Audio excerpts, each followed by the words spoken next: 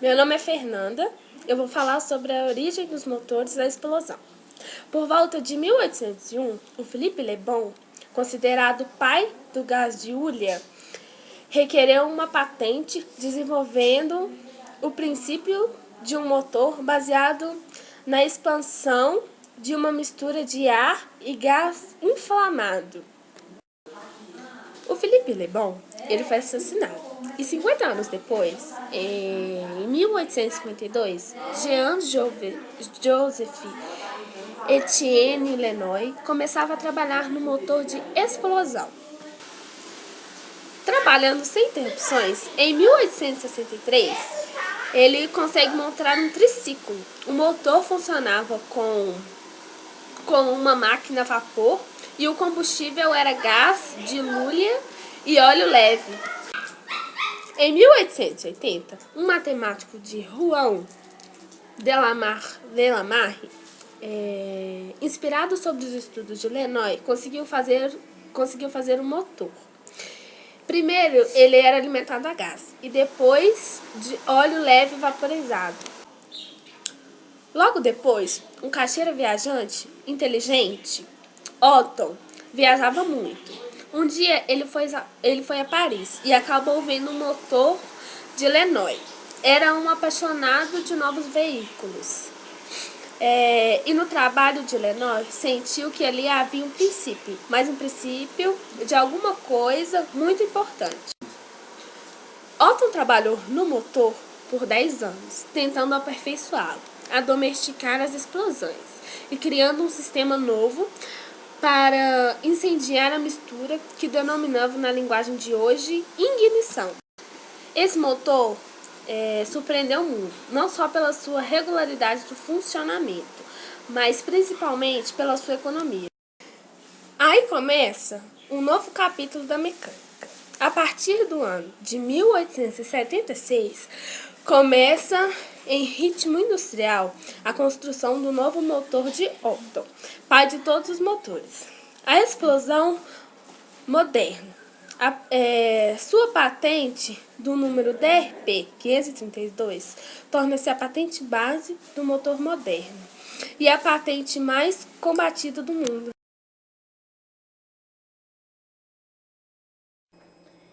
Eu vou falar um pouco sobre as partes do motor, a explosão, as quais são o bloco dos cilindros, os cilindros, a cabeça do cilindro, o cárter do motor, êmbolos e bielas, o vibrequim, o volante, as válvulas e o eixo de comando. O bloco dos cilindros. O bloco dos cilindros é uma estrutura que mantém os cilindros em alinhamento. E os cilindros são tubos nos quais podem deslizar os êmbolos para cima e para baixo. E a cabeça do cilindro é uma peça fundida na parte superior do bloco do cilindro e junto com essa cabeça do cilindro, a face do cilindro e o do êmbolo formam a câmara de combustão, o local onde ocorre a queima da mistura do ar e do combustível. O cárter do motor é onde uma estrutura rígida que suporta o virabrequim e o seu mancal. Nos motores, parte do virabrequim ou o próprio virabrequim pode integrar-se ao bloco de cilindros e um coletor de óleo aparafusado no fundo do cárter do motor contém o óleo de lubrificação. E os êmbolos e bielas que quando a mistura de ar e combustível queima, os gases exercem uma força sobre o êmbolo. Aí essa força transmite através de uma biela ao virabrequim.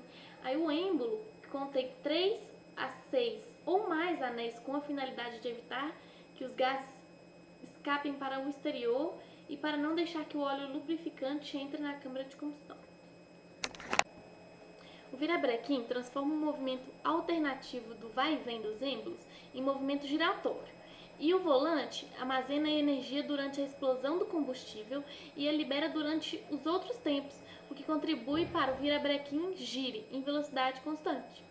E as válvulas Em um motor de 4 tempos, cada cilindro tem uma válvula de admissão e uma válvula de expulsão, para deixar que os gases já queimados escapem.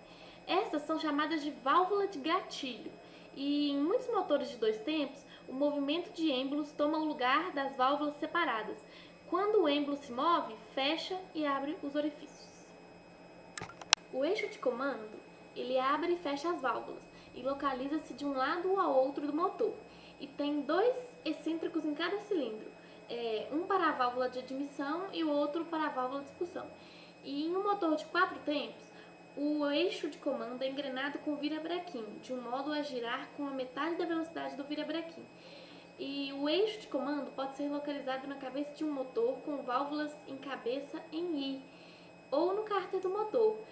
Cada excêntrico age através de um tucho ou vareta, seguidora para abrir a válvula em ponto adequado no ciclo do motor.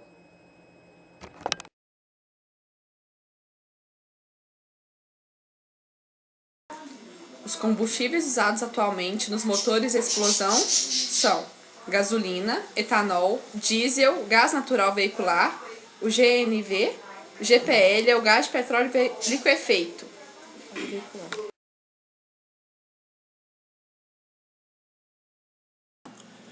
Oi, eu sou Kennedy Cleverson e minha parte eu vou falar sobre o desenvolvimento do motor a explosão. Os primeiros motores de combustão interna utilizavam gases em vez de gasolina como combustível. O reverendo W. Cecil Lewant, à Sociedade Filosófica de Cambridge, na Inglaterra, em 1820, a descrição de suas experiências com o motor acionado pela explosão de uma mistura de hidrogênio e ar. Acredita-se a ele a obtenção do primeiro motor a gás em funcionamento. William Barnett, inventor inglês, patenteou em 1838 a invenção de um motor a gás que comprimia uma mistura de combustível. O motor de Barnett tinha um único cilindro. A explosão ocorria primeiro na parte de cima e depois embaixo do êmbolo. Na França, Jean-Joseph Etienne Lenoy construiu o primeiro motor a gás, realmente prático, em 1860. O gás de iluminação de rua foi utilizado como combustível. Este motor de um cilindro possui um sistema de ignição, como um acumulador elétrico. Em 1865, 400 desses motores em Paris energizavam máquinas, impressoras, tornos e bombas de água. Lenoy instalou o motor a gás em um veículo a motor rústico. Em 1862, Béat Rochus, engenheiro francês, desenvolveu teoricamente um motor de 4 tempos, mas não construiu. 4 anos depois, Nikolaus August Otto e Eugen Langen, da Alemanha, construíram um bem-sucedido motor a gás de 4 tempos. Em 1876, Otto e Langen obtiveram patentes nos Estados Unidos dos motores de 2 tempos e de 4 tempos. O primeiro motor de 4 tempos a queimar gasolina e realmente utilizável foi concebido e projetado em 1885 por Gottlieb Daimler, sócio de Otto e Langen. No mesmo ano, Karl Benz, alemão, também desenvolveu um bem-sucedido a explosão. Os atuais motores conservam-se basicamente semelhantes a esses, mas porém de hoje em dia eles evoluíram. Existem vários tipos de motores diferentes hoje, com mais cavalos, menos cavalos, existe o motor V8, mas tudo foi basicamente criado pelos os primeiros motores criados. Somebody once told me the world is gonna roll me. I ain't the sharpest tool in the shed. She was looking kind of dumb with her finger and her thumb in the shape of an L on her forehead.